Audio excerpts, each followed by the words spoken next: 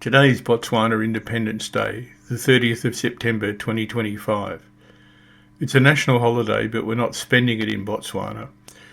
While we're in this area of the world, we're going to hop across to neighbouring Zimbabwe to see one of the natural wonders of the world, Victoria Falls. It's less than 100 kilometres away from Kasane, so how could we not do it? Rather than drive ourselves, complete with the complication of needed paperwork to take the car across the border, we booked a small group tour to take us there. There will only be 4 people, so it's almost as good as if it was just us. So the first thing for the day will be to cross the Zimbabwe border, which is at the outskirts of Kasane, then do the 90-kilometre trip to the town of Victoria Falls. We have plenty of time to indulge in some side activities, no whitewater rafting, before lunch and the return trip. The day is going to be very hot and dry. Who would have thought in this part of Africa at this time of year with summer approaching? While we're waiting for our pickup, I amused myself watching the weaver birds in the tree at the lodge gate.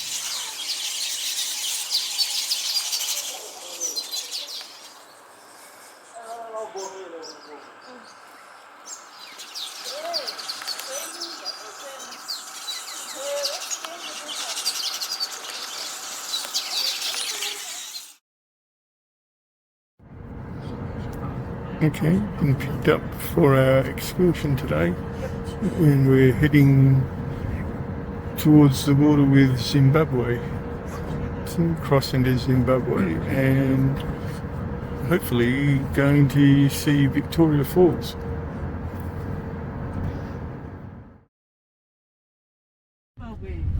And it's not even gnarly. Okay, so we got through the border. Took probably a little bit under an hour because there were coaches. Not too bad. So welcome to Zimbabwe. Oh, and I should add something, don't forget, it's the 30th of September today, and today is Botswana's Independence Day. So it's a holiday in Botswana. So now we're through, well, off to Victoria Falls, and we should be there in about an hour. This is the side trip that we gave up, Iguazu Falls in South America for. So in like a slightly smaller version of a Toyota Tarago van, and this is the Zambezi National Park, which is sort of a continuation of Chobe in Botswana. And I'll show you when I can. Over in the distance is the river, but it is now the Zambezi River. We're below the confluence of the Chobe and the Zambezi. About halfway to Victoria Falls, we spot some elephants near the road. Our guide says they're often in this valley because they can get water.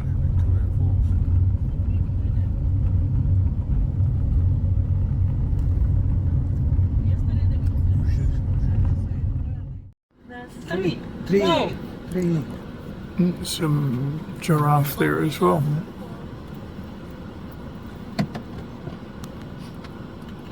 So they're getting a mini game drive in as well. Are we making you cold? What month does it start raining? Just because it's climate change, we should be expecting our rains the end of this year. We arrive in the town of Victoria Falls. New Toyota dealership. There's an interesting thing about fuel prices I'll tell you about later. Okay. Really check out the price of diesel because don't know the conversion rate for Zimbabwean dollars. So just going down to the helicopter place to see what availability they've got.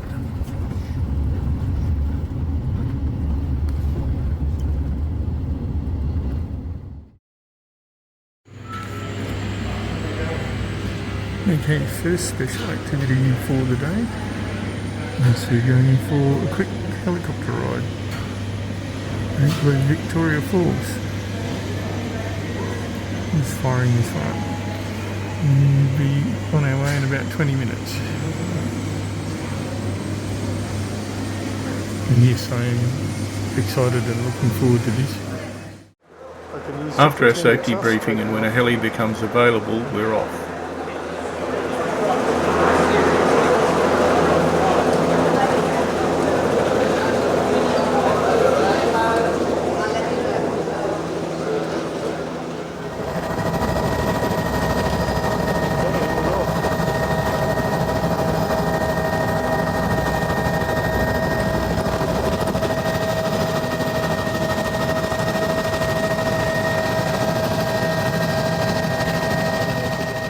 No, the trees are not dead, just resting.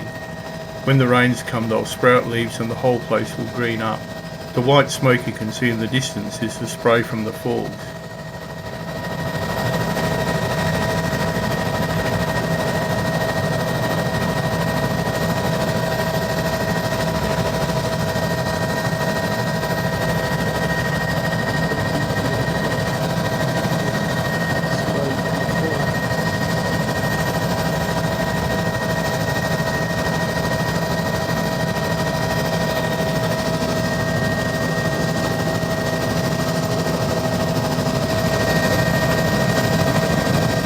Gorge we're flying along is the course of the Zambezi River. That's the Zambezi there.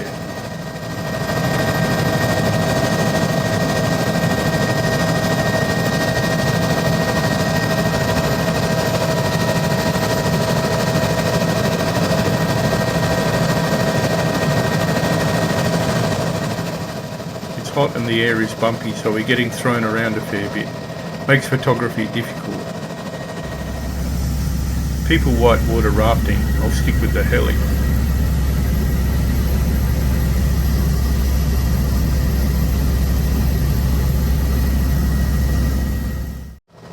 Our first bumpy view of the falls. This is only one half. This is the dry season and only this end of the falls is running with much water. In the wet, the section at the top of the picture runs strongly as well, but it's hard to see then because of all the spray that's thrown up. The form of the falls is amazing as it drops down into this chasm which is at right angles to the course of the river. The isolated fall on the left is the Devil's Cataract and is a mere 80 metres, 240 feet high. The tallest falls are in the middle and they are up to 108 metres, 320 feet tall. For North American viewers, Niagara Falls is a bit under 60 metres, so 3/4 of the lowest part of Victoria Falls. The border between Zimbabwe and Zambia runs down the centre of the gorge at the eastern half of the falls.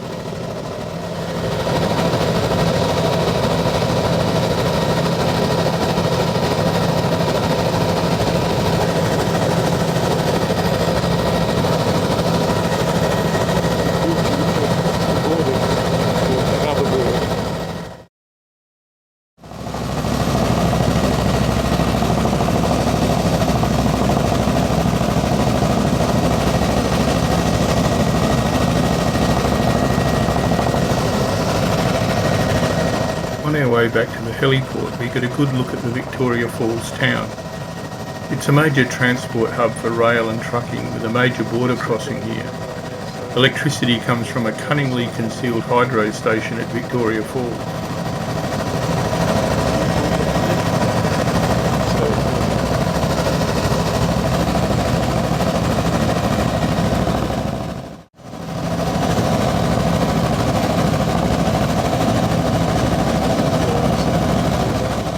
Upstream of the falls is a maze of rocky islands. Just think, all the water from the Chobe River plus the even bigger Zambezi River goes over the falls.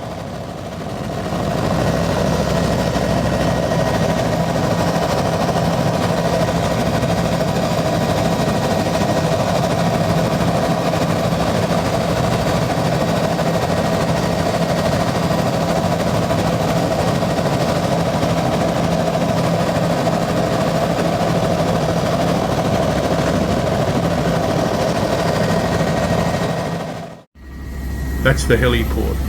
From there we'll drive down to the falls.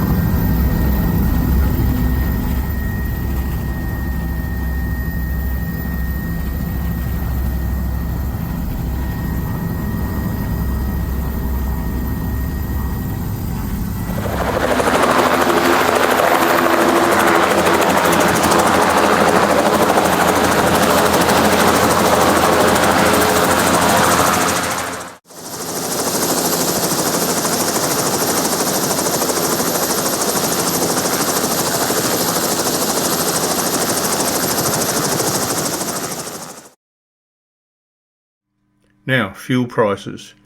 Fuel prices are in US dollars, no Zimbabwe golds, which replaced the Zimbabwe dollar in 2024. It's complicated. Due to major instability in the currency of Zimbabwe in the last 25 years, US dollars are widely accepted. And when I say currency instability, in mid-November 2008, the monthly inflation rate was estimated to be 79.6 billion%.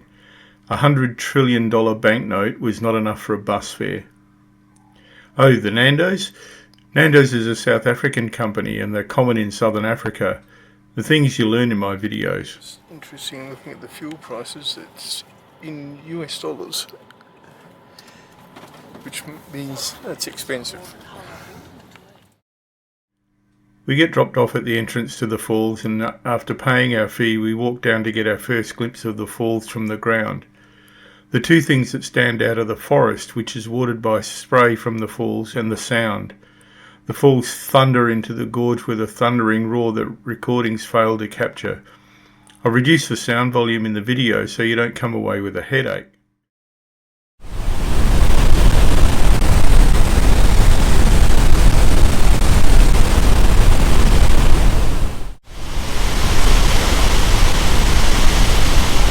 Again, the wind blowing the spray up will not give you enough to need a raincoat. When you consider that this is the dry season and this is like as low as it gets, it's amazing.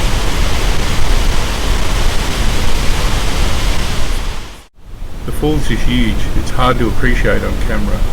What can we find for scale?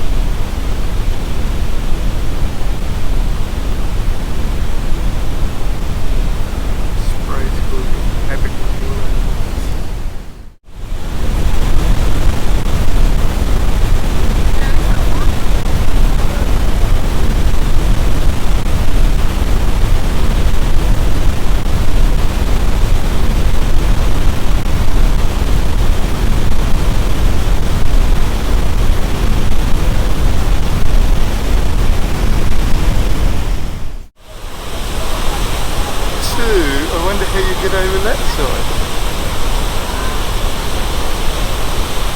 This is above what they call the Devil's Cataract, which is the one that was sort of hidden before. Go around a bit to see it.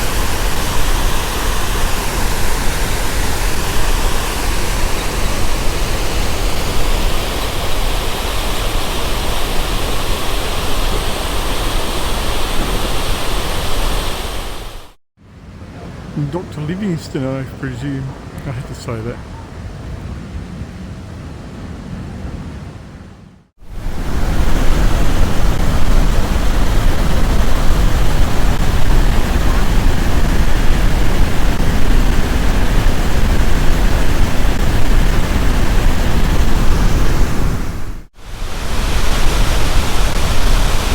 It's basically as close as I could get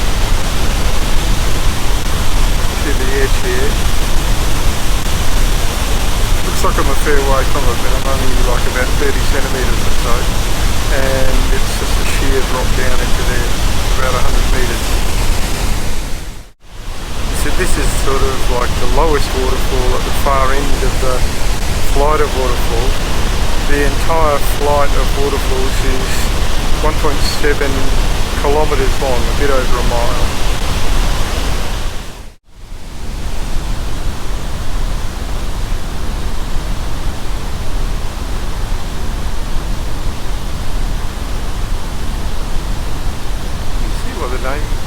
The local name for this place means smoke that thunders.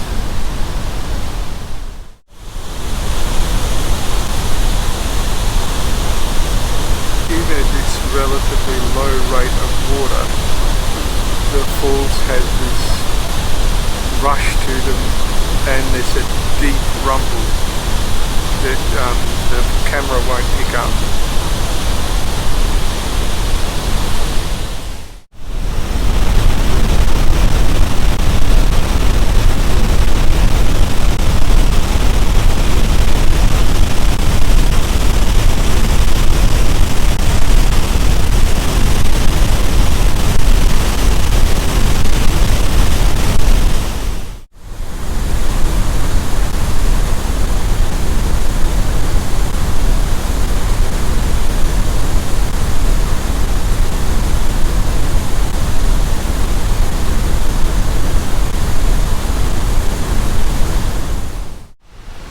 There's a walk that runs the length of the falls and then loops back through the forest to the gate. It's hot and the spray's nice and cool. Yes, we have water with us and keep our fluids topped up.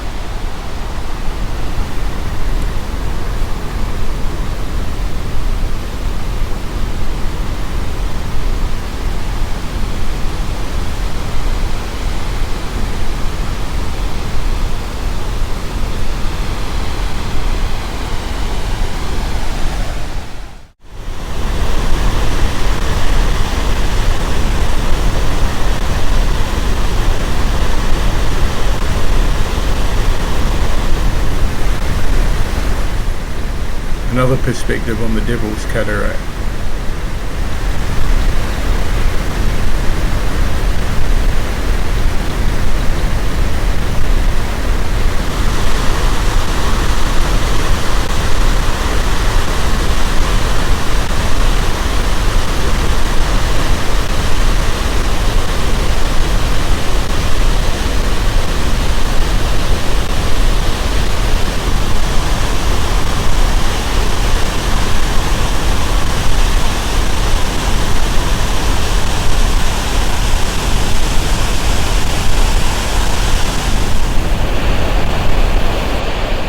We make our way further along the falls. We're getting close to the point where the opposite bank is in Zambia, not Zimbabwe.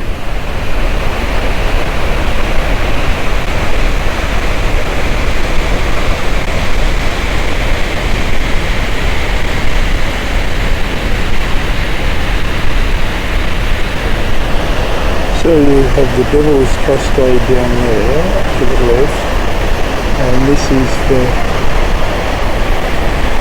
flight that is sort of up the back. That's the one that's running the most at the moment. And then you get past this little spur and there's yet another flight. That's it. And remember, this is the dry season.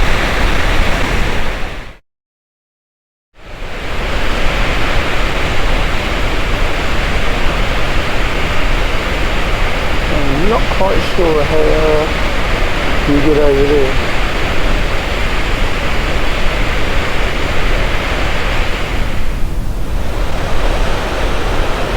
These people are having a nice refreshing dip right at the top of the waterfall. Literally right at the top of the waterfall.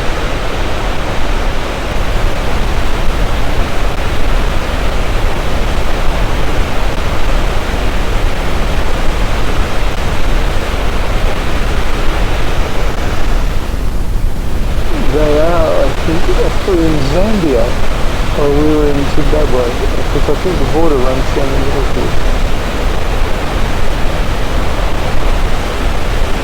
Sorry if it's a bit obscure, it's just spray from the falls.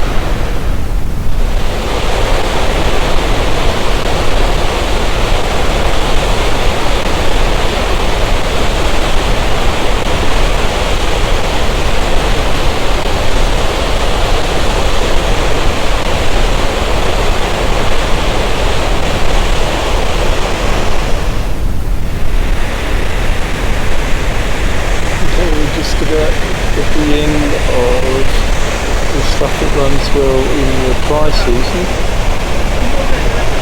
but it's all coming over in the wet.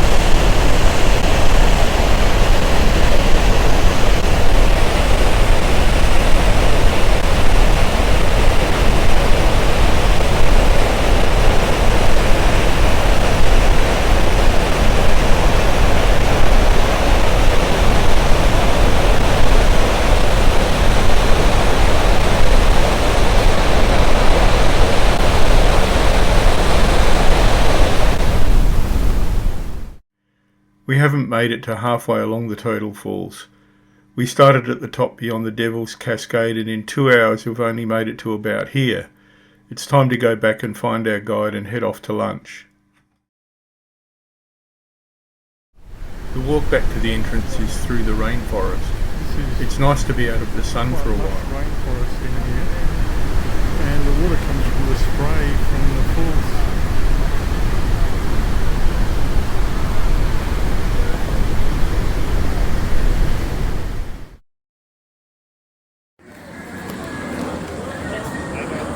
the compulsory souvenir market.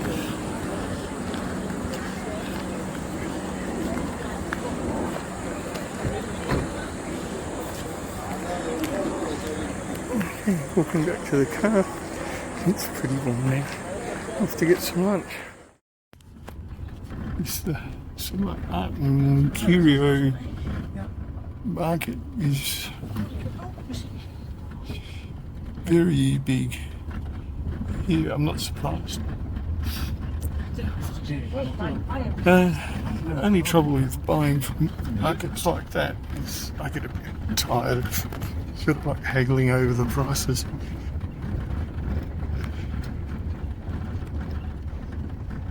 So we're driving through the dry bush away from the river up to get some lunch. Our destination for lunch is the Lookout Cafe. I don't know it at the moment, but there's a reason why it's called that. It's perched up at the top of the gorge looking down at the Zambezi River. You don't know there's going to be a view like that until you go inside. It's called the Lookout Cafe, and I can see why it's called the Lookout Cafe. I'm going to have some more lunch, I'm starving.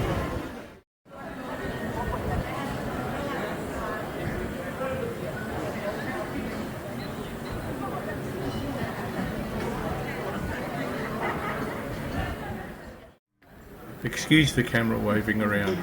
It's very nice, but because it's open to the outside heat, they need those misting fans to keep everyone cool. In the dry heat, they work well. Prices aren't too bad. I think Zimbabwe is just sort of pretty expensive over here, and it's all in US dollars. So, lunch. I like the idea of a nice South African sauve blanc with a free pasta bowl, but I've opted for a burger, but with the sauve blanc. Note that the prices are in US dollars, very reasonable for a good food and wine and no massive tip on top.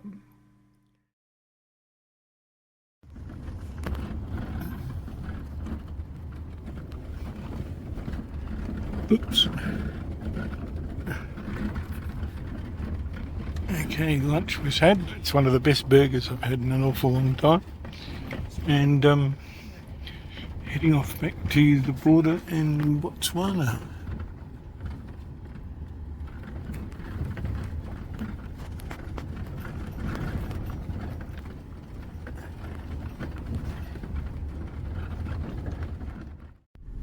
This is a big baobab tree on the banks of the Zambezi River, estimated to be about 1,200 years old. Yeah. And said when the wet weather starts up, it'll all get leaves and be beautiful and green.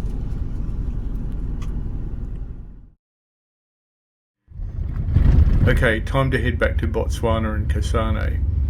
A look at the suburbs of Victoria Falls town. And yes, our transport could probably use new shock absorbers, but the AC works and it's Toyota cool.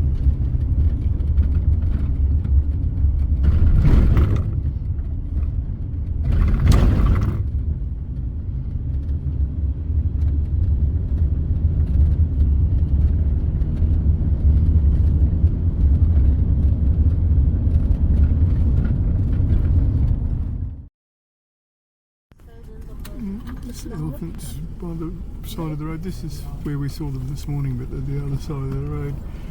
And just up in the scrub there's some giraffe as well. They're just having a chill under the tree. Look at the little one. Yeah, very little. On the way back, the elephants have moved to the other side of the road. It turns out that there's a calf that hasn't crossed the road yet and we're parked in its way. It lets out a distress call and a couple of the aunties spring into action. Tails up, ears out, our presence is not required. We depart with some haste. Kamikazes. Woohoo! That's trouble we are. That was a high jump. We make it back across the border with no problems. It's very quick as there's no coaches ahead of us. This is our transport for the day, a Toyota Alphard. Comfortable with good aircon and a wonderful guide, courtesy of Wild Cars and Guides. Explore Africa booked them for us, but you could just book them yourself. I'll leave a link in the video description. So it's back to Kasane and we shower and change. We head over to the Toyota dealer to see about getting our smashed mirror fixed, but it's a public holiday and they're closed. Then we head over to see if the restaurant is open. They said yesterday it may not be due to the national holiday, but it was, but with limited staff. We went to bed with the thunder of the falls still in our heads. Bucket list item ticked off. We are so happy.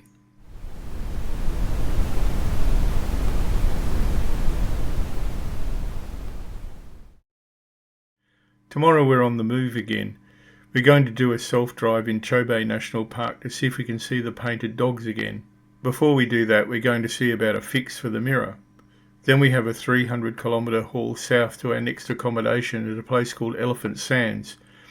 Explore Africa said that it's a place not to be missed and they know their stuff. So I hope you enjoyed this video with a look at half of Victoria Falls. If you did, you're allowed to like the video and subscribe to the channel. I'll permit that. Also keep safe and join us in the next video when we discover that Malawi truck drivers are very courteous. Passengers on a bus show us how to negotiate a quarantine station and why Elephant Sands is called that.